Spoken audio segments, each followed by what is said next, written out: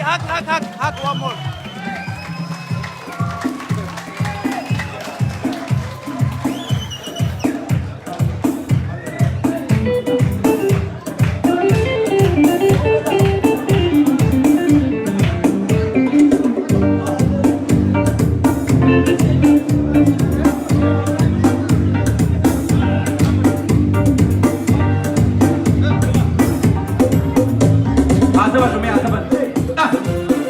Se warra kan udah biasa nih, lagi sih be, ada manuga, daga kesi manu kada kabda,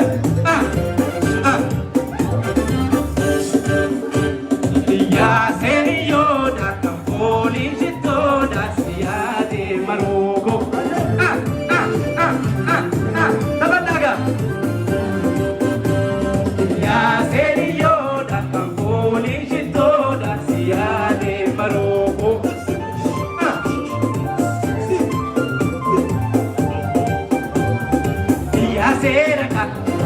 Sia de raga, sia selule, sia de bude, sia de raga, sia de raga, sia selule, sia de bude, alagesi,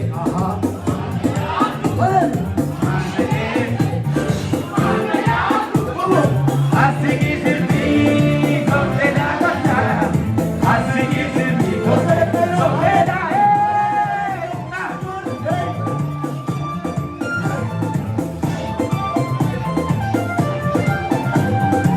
Asigi sirti, kote da kota, asigi sirti, kote da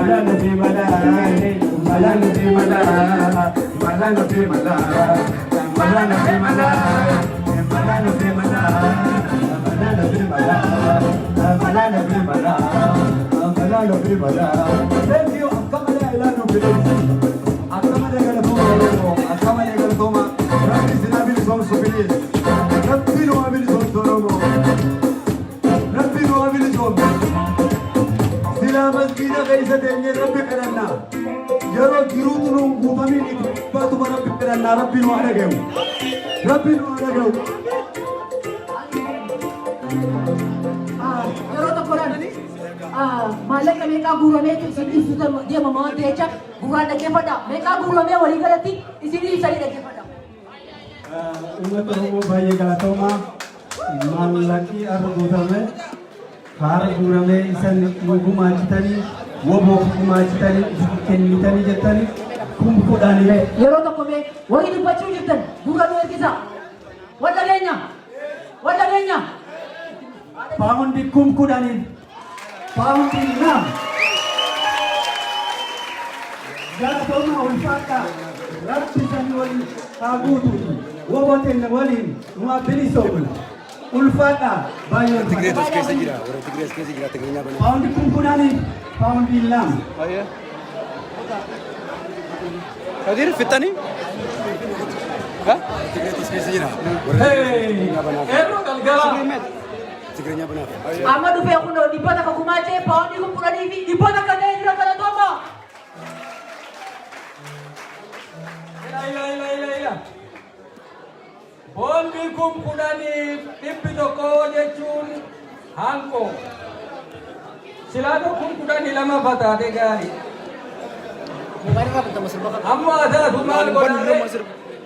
Asir bambanu yoo. Guyyaan kun guyyaa jalqabaati kan akka seenatti galmeeffachuu qabna. Akka seenan nu galmeessa guyyaa kana. Yeroo dhibii ammoo hagi bilisummaan Finfinnee handhuura Oromiyaa wal garuu waraabbi. Musuutu maasuutu. Meeq qabsoowwan dhaabattire yoo dhaaban guyyaan irraa kun kudhaniif Garuu kuttee fideebi'a.